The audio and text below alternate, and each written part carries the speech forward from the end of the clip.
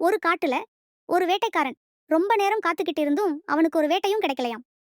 சலிப்பா போய், சி, இது என்னடா வாழ்க்கை, என்னத்தை கொண்டு வந்து குடும்பத்துக்கு போடுறது, இந்த வேலையே ஒரு சாபக்கேடு மாதிரி இருக்குன்னு புலம்பிக்கிட்டே வலைய சுருட்டி தோல்ல போட்டுக்கிட்டான். அப்போ மேல ஒரு மரத்துல இருந்த தலைமை புறா இவனை பார்த்தது.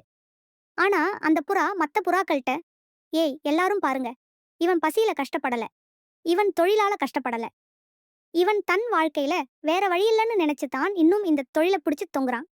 நாம இவனுக்கு பாவம் பார்த்து ஏதாவது உதவி செஞ்சா மறுபடியும் நாளைக்கு வந்து வலையத்தான் விரிப்பான் அண்ணாச்சு. அப்போ அங்க வந்த ஒரு குட்டி புறா, அப்போ இவனை சும்மா விட்டுட்டு போயிடலாமான்னு கேக்குது. அதுக்கு தலைமை புறா சொல்லுச்சாம், இவனை சும்மா விடுறது தான் நாம செய்யற பெரிய உதவி.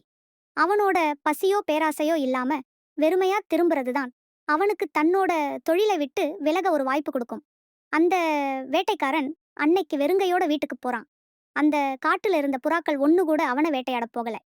ஏன்னா சில சமயம் ஒருத்தன் திருந்தணும்னா நம்மளோட உதவி அவனுக்கு தேவையில்லை. அவனோட தோல்விகளும் வெறுமையும் மட்டும்தான் அவனை நீதி. சில நேரங்களில் எதிரிக்கு பரிதாபம் காட்டுவதோ அல்லது நேரடியாக உதவுவதோ மாற்றத்தை ஏற்படுத்தாது. அவனது தோல்வியையோ அல்லது சோர்வையோ மாற்றாமல் அவனை அப்படியே விட்டு விடுவதுதான் அவனது தவறான வாழ்க்கை பாதையை தானே உணர்ந்து திருத்திக் கொள்ள ஒரு வாய்ப்பாக அமையும். இந்த கதை உங்களுக்கு ரொம்ப பிடிச்சிருந்ததுன்னா மறக்காம லைக் பண்ணிட்டு நம்ம சேனலுக்கு சப்ஸ்கிரைப் பண்ணிக்கோங்க. அப்பதான் இது மாதிரி நிறைய சுவாரஸ்யமான கதைகள் உங்களுக்காக கொண்டு வர முடியும்.